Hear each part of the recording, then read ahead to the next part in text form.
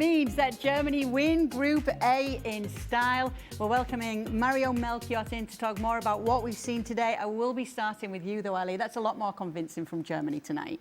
Well, I think it's fair to say that that's the one game in this whole World Cup qualifying cycle in which Germany have looked convincing, have looked like Germany. It was a dominant performance, and to Kasey's point, they needed the early goal to settle whatever discomfort or whatever nerves may have been coming into this match. And what we saw is a team in full flow. We saw players getting themselves in good positions, good players finding spaces, combination, give and goes, one-touch passing, quality of passing in the final third, quality of movement. Florian Wirtz, yes, Florian Wirtz, let me tell you. He can be a difference maker, Florian Wirtz, and he was today. And you see him play today and you go, where has that been? And it hasn't been with Liverpool, but it certainly was today with Germany. And then you have to mention Big Nick Woltemade, who continues to score goals, continues to find himself in really good positions. The hold-up play was also very good. The link-up play through Woltemade was really good. Leroy Sané scoring goals. Serge Gnabry scoring goals. They're keeping a shutout. Germany, here we go. If you didn't think this team was a favorite going into the World Cup, here we go, Germany. Maybe not. Nick Woltemade, he didn't want to talk about Isak the other day, but this is a Newcastle striker. Oh, I'll tell you Shaka. what, Big Nick, I mean, he certainly has been, dare I say, the standout player for Germany, albeit today's game apart and underwhelming Germany at that. But Woltemade playing as that out-and-out number 9, that big target man, somehow everybody seems to lose track of. That's beyond me.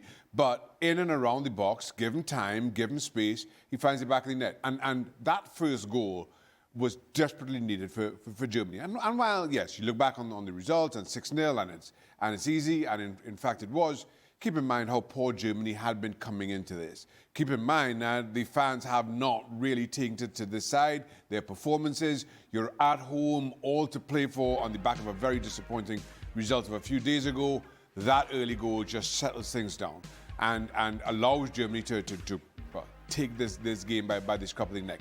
But Woltemade, I think, rightly lauded for his performances, for the way he leads the line, his tracking back and defending. He certainly has been that all-encompassing target man that Germany has needed for quite some time. Yeah, you mentioned it, Kasey, because obviously they were up against the Slovakia side who beat them at the beginning of qualifying, who would have qualified themselves today if they'd have won this game. And you talked about that Woltemade goal settling those early nerves. Yeah, I mean, they started the match really well. I mean, they were in command, but they were just missing that goal. And once the goal came, yeah, there was one really nice save for Germany where Slovakia had an opportunity to equalize. But after that, Germany just took over. And I think the nerves settled. They were still playing really well. I mean, where was this Germany throughout all of qualifying, which I'm sure everybody wants to know. But when there is the pressure on, Germany rose to the occasion and made it comfortable to make sure it wasn't a catastrophe and having to go into the playoff.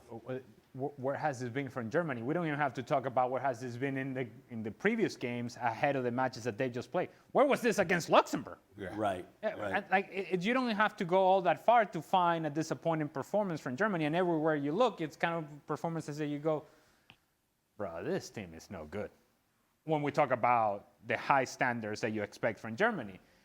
You see him today and you go, wait a minute, because there's a potential that Jamal Musiala will come back. And there is a potential that this team will actually be stronger and will be better. And then you kind of think, maybe they're not as far off as we thought, though I still think that there's a lot of work to do if this team is going to be considered to be among the favorites going into the World Cup. Were you impressed by them today, Mario?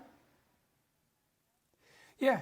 I think one of the key things what Nagelsmann said, he was a little bit, he felt the nerve in the group because they had to think about the qualification. And Germany normally, I hear the guys talk, of course, but on this side of the world, we always see them as one of those countries that always does well to get themselves through, over the line kind of. And it looks very comfortable the way they do it. So the way they did it like today, it looked, to me it looked very impressive. And the guys that you mentioned, Woltemade, especially when the cross came in. That must be a hard man to stop when the ball gets crossed to him. And then, like the young boys come up, but Leipzig, oh my God, they got too many stars in that team. too many young stars coming through there. I don't know how they're doing it, but I saw some players coming through. But one impressed me was Sané. The last 20 minutes before the end, I saw him taking a sprint back for like maybe 20 to 30 yards, and I was like, "Is this a sign that maybe someone told him like, hey, you gotta work hard?" You know it has to be painful when you go to the Dutch guy and he has to talk about how well Germany played. No, and also the benchmark to Sané is it was like, really? I got to talk about this? I was having so much fun when they were struggling, and now I got to come in here and talk about how great they played. But to your point, Well done, Kay, Mario. to your point, Kay, yes. I know. That Mario is saying the benchmark for a successful performance by Leroy Sané is he worked hard. He ran back 20 yards. He ran back 20 yards. But actually, it's a point well taken because Leroy Sané doesn't always run those 20 yards. And so, if we're going to judge Leroy Sané on today's performance and today's performance alone, then, man, what a player he is for Germany. The issue is as we know, his history is well known by everybody. This version of Leroy Sané doesn't always show up. And this version of Florian Wirtz was literally right at home today. Yeah, Florian Wirtz I thought was outstanding. And the player, remember Leverkusen and the player Liverpool have been yearning for him to be, comes into this game and just dictates so much about Germany's creative play, those passes from midfield, they run from the left-hand side. I thought this is Florian Wirtz at his comfortable best. And we've spoken about this. A lot of times when you're away, when you're with your club and you're struggling, international duty is such a welcome departure that you can go and be among players that you know and you feel a whole lot more relaxed. But now, as I mentioned, as far as this game goes, I'm not sure exactly how relaxed everybody could be. But once they get the opening goal and everybody just seems to settle down, I thought Florian Wirtz was at times unplayable, certainly unreadable in terms of his passing from whether it's deep or getting on the ball. That's the Florian Wirtz that everybody has been yearning for. Yeah. So what can you take from that, given what we're seeing with Liverpool and how it's been tougher for him, and that this is what we're seeing with Germany? Well, first of all, just look at what position he was playing today. That's not where he's been playing for Liverpool. They're having in this sort of hybrid position in which he's actually supposed to help the midfield, but he's really joining in the attack as well, and he's neither here nor there. Where he was playing today is on the left-hand side. On the left-hand side, coming from the left, and then allowing him to go find the game. If he wants to come off the line, so be it. If he wants to stay in the line, so be it. Freedom to then make decisions and feel the game and allow the game to come to him. That ball that he plays to Leroy Sané, if he's playing for Liverpool, I don't know whether he plays that ball or not. I don't know if he's not in the position to play that. Well, that's So, fair enough. yeah. But even if he's in the position, there's so much thinking going on right now for Florian Wirtz with Liverpool that maybe he just settles with the sideways pass, the 10-yard pass that it was right here, instead of the 35-yard pass that breaks everything open.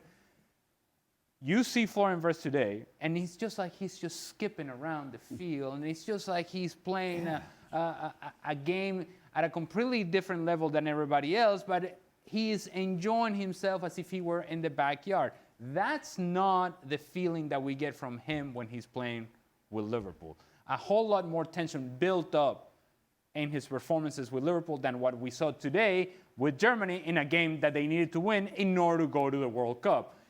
It would seem like those pressures would be the same, but obviously the lack of productivity or the lack of performance with Liverpool is weighing heavy on him, and it affects, as pressure does, everybody. Nobody is in any way can just do away with pressure magically. You do it through performances. He did it today with Germany. Then the question becomes, if you're a Liverpool fan, Florian, can you please carry that momentum onto the weekend with us?